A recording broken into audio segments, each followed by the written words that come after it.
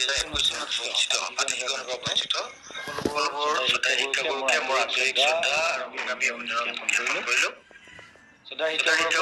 বাতিকীকৰণ সম্পৰ্কীয় কেইটামান কথা আপোনালোকক জনাব বিচাৰিছোঁ। আমাৰ বিভিন্ন পৰ্যায়ৰ শিক্ষকসকলে আমাক যোগাযোগ কৰি আছে ফোন যোগে। মোৰ সমস্যাটো কি হ'ব? LP শিক্ষকে ফোন কৰিছে বা MA হাই স্কুল, চিনিয়ৰ ছেকেণ্ডাৰী, হাই ছেকেণ্ডাৰী, কলেজ, আমাৰ বিভিন্ন সমস্যা আছে।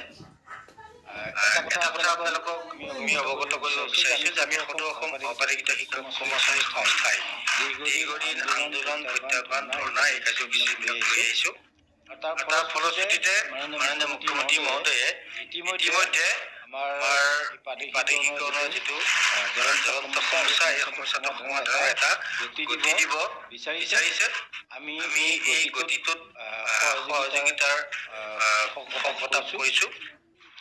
কথাটো হ'ল আমাৰ মাজত যিমানবিলাক সমস্যা আছে, এই সমস্যাবিলাকৰ কিছুমান সমস্যা এনেকুৱা সমস্যা এতিয়া সমাধান হ'ব নহয়, তাৰ এটা নিশ্চিতি আজিৰ তাৰিখত কোনে দিব পৰা নাই। বিশেষকৈ বঞ্চিত শিক্ষকসকলৰ যিটো সমস্যা, এই সমস্যাটো আমাৰ অপাঠিকৃত হৈ থকা শিক্ষানুষ্ঠানবিলাকৰো সমস্যা আছে। আজি কিছুদিনৰ পৰা গম পাইছোঁ যে বহুত শিক্ষকে ফোন কৰি আছে যে মোৰ ইউডাইচটো বন্ধ কৰি দিছে, ছাৰ মই এতিয়া কি কৰিম? বা 2022 চন 2021 চনতে মোৰ ইউডাইচটো বন্ধ হৈছে, এতিয়া মই কি কৰিম? এতিয়া চাওক, এই ক্ষেত্ৰত আপোনালোকে যিসকলৰ ইউডাইচ বন্ধ হৈছে, মই তেখেতসকলক এটা কথা ক'ব বিচাৰিছোঁ যে আপোনালোকে MIS-ৰ লগত যোগাযোগ কৰক। ডিষ্ট্ৰিক্ট MIS হওক বা ব্লক MIS হওক, তেওঁলোকৰ লগত যোগাযোগ কৰক। আৰু সমান্তৰালভাৱে আপোনালোকে লোকেল MLA বা লোকেল মন্ত্ৰী যিবিলাক আছে নিজা সমষ্টিৰ, তেওঁলোকক লগ কৰি যাতে আপোনালোকৰ ইউডাইচবিলাক যাতে এক্টিভ কৰি লয়। কাৰণ যদি ইউডাইচটো এক্টিভ হৈ নাথাকে, তেতিয়া বাতিকীকৰণৰ আওতাত আপোনালোকৰ শিক্ষানুষ্ঠানখন নপৰিব। ইউডাইচটো যিকোনো প্ৰকাৰে এক্টিভ কৰিব লাগিব। তাৰ কাৰণে যদি আপোনালোকৰ স্থানীয় যিজন বিধায়ক বা মন্ত্ৰী আছে, তেওঁ যদি ৰিকমেণ্ড কৰে, তেওঁ যদি আপোনালোকৰ শিক্ষানুষ্ঠানখনৰ কাৰণে যদি চৰকাৰৰ লগত বিভাগীয় মানুহৰ লগত যদি যোগাযোগ কৰি আপোনালোকৰ ইউডাইচ খুলি দিয়ে, তেতিয়া নিশ্চয় আপোনালোকে এটা কাম কৰিব লাগিব। লগে লগে আপোনালোকৰ যিখিনি এনৰলমেণ্ট আছিলে, এনৰলমেণ্টখিনি ইউডাইচত আপডেট দিব লাগিব। সমান্তৰালভাৱে কিন্তু আপোনালোকে পাই বনাব লাগিব। এই তিনিটা কথা অত্যন্ত জৰুৰী। ইয়াৰ পিছতে আমাৰ মই বিশিষ্টভাৱে গম পাইছোঁ যে আমাৰ লগতে থকা শিক্ষক সংস্থাৰ লগত বিষয়ববীয়া হৈ থকা যিখন আমাৰ আগৰ কমিটি আছিল, সেই কমিটিখিনিৰ বিষয়ববীয়া হৈ থকা কিছু ব্যক্তিয়ে ইতিমধ্যে বহুত শিক্ষানুষ্ঠানৰ প্ৰধানৰ পৰা মানে যিবিলাকৰ হাইস্কুল বন্ধ হৈছে, তেওঁলোকৰ পৰা ইতিমধ্যে এটা বৃহৎ ধন লৈ ইউডাইচটো খুলি দিম বুলি মানে এনেকুৱা মিছা প্ৰতিশ্ৰুতি দিছে। আপোনালোকে কোনো কাৰণতে এনেকুৱা কথাত প্ৰলোভিত নহ'ব। কোনো শিক্ষকে বা কোনো নেতাই আপোনালোকৰ ইউডাইচটো খুলি দিব নোৱাৰে। ইউডাইচটো একমাত্ৰ ৰাজনৈতিকভাৱে এটা প্ৰেচাৰ লাগিব। আৰু আপোনালোকে যদি MIS-ক যদি আপোনালোকে পতিয়ন নিব পাৰে, তেতিয়াহ'লে হয়তো আপোনালোকৰ ইউডাইচটো এক্টিভ হ'ব। আৰু ইউডাইচ এক্টিভ হ'লে নহ'ব, ইউডাইচত আপোনালোকে এনৰলমেণ্ট এণ্ট্ৰি কৰিব লাগিব। আৰু এই এনৰলমেণ্টখিনি ইউডাইচত আপডেট দিব লাগিব। সমান্তৰালভাৱে কিন্তু অপাৰেটিভ বনাব লাগিব। এইখিনি আমাৰ শিক্ষানুষ্ঠানখিনিৰ কাৰণে ক'লোঁ। আৰু 2 নম্বৰ কথাটো হ'ল, বহুত শিক্ষকে ফোন কৰি আছে যে আমাৰ জইনিং ডেটৰ ক্ষেত্ৰত কিন্তু ৰিলেক্সন থাকিব। আজিৰ তাৰিখত ইলেকশ্যন কি থাকিব এই কথাষাৰ স্পষ্ট নহয়। তথাপিতো কৈছোঁ যে জইনিং ডেটৰ ক্ষেত্ৰত কোনো কাৰণতে 31/12/2010 এই যিটো তাৰিখ আমি সংস্থাই মানি লোৱা নাই। তাতে কিছু ৰিলেক্সন থাকিব। এই ক্ষেত্ৰত শিক্ষকসকলক মই আশ্বস্ত হ'বৰ কাৰণে আহ্বান জনালোঁ। আৰু এতিয়া মেইন কথাটো আহিল ড্ৰপ শিক্ষকসকলৰ কথা। ড্ৰপ শিক্ষকসকলৰ বিষয়টো অত্যন্ত জটিল হৈ আছে।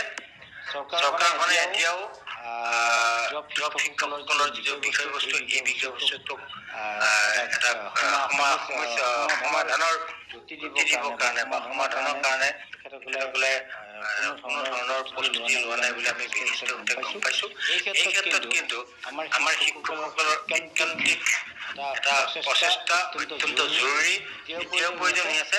আৰু এই ক্ষেত্ৰত মই কিছুদিন আগত এটা ভিডিঅ' বনাইছিলোঁ। বহুত শিক্ষকে বিভিন্ন ধৰণে মন্তব্য কৰিছে। এই মন্তব্যবিলাকত মই কোনো কাৰণতে গুৰুত্ব দিয়া নাই। মই জানো কোন কেইজন শিক্ষকে এই মন্তব্যবিলাক দিছে, এওঁলোকে বিগত দিনত কি কৰি আছিল আৰু ক'ত আছিল এই কথাবিলাক মই যিহেতু জানো, গতিকে এওঁলোকৰ কোনো কথাত আমি কণ্ঠপাত কৰা নাই। আমাৰ বঞ্চিত শিক্ষকসকলক এটা কথাই কৈছোঁ যে একত্ৰিত হৈ যদি আমি আমাৰ সকলোৰে সমস্যাখিনি সমাধান কৰাৰ আমি যুঁজো, সমস্যাখিনি সমাধান হ'ব। আৰু যদি আপোনালোকে ভাবে, আপোনালোকে যদি ভগাই লয় যে 5জন এফালে থাকক, 5জন এফালে থাকক, আমি এনেকে কিবা কিবি কৰি থাকোঁ, এনেকুৱা ধৰণৰ ভাগ কৰি যিবিলাক কাৰ্য কৰি থকা হৈছে এই কাৰ্যবিলাকৰ পৰা আমি ভাল ফল নাপাম। গতিকে বঞ্চিত শিক্ষকসকলৰ প্ৰতি আমাৰ এটা আহ্বান থাকিব, আপোনালোকে যদি ভাবিছে আমি গোটেই বঞ্চিত শিক্ষকখিনি একাষৰীয়া হৈ একত্ৰিত হৈ আমি কিবা এটা কৰিব বিচাৰিছোঁ, এই কথাখিনি আপোনালোকে স্পষ্ট কৰক। তেতিয়াহ'লে আমি সদৌ অসম সহপাঠীত শিক্ষক কৰ্মচাৰী সংস্থাৰ মঞ্চৰ পৰা আপোনালোকৰ বিষয়টো আমি বাদ দিম। আৰু যদি ভাবিছে যে আমাৰ আছুতীয়া কোনো সংগঠনৰ দৰকাৰ নাই, তেতিয়াহ'লে আপোনালোকে সেই কথাটো আমাক স্পষ্ট কৰক। এই স্পষ্ট কৰা কথাখিনি কিন্তু আনুষ্ঠানিক হ'ব লাগিব।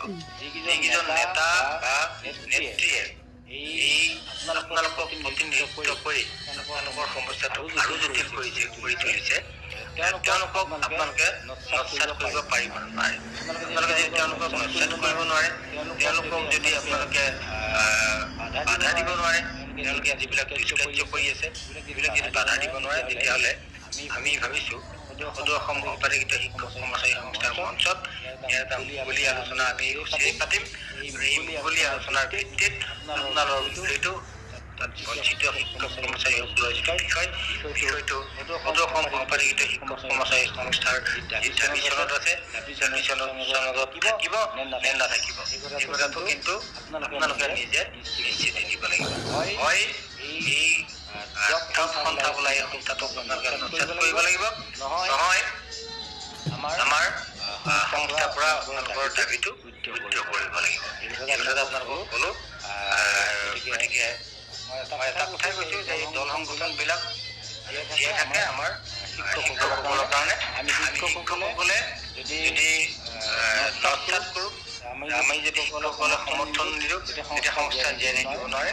শিক্ষকসকলৰ সমৰ্থন আৰু আস্থাৰ ওপৰত নিৰ্ভৰ কৰিয়ে সংস্থা জীয়াই থাকে। আমাৰ উদ্দেশ্য কিন্তু সংস্থা নহয়, দল সংগঠন নহয়।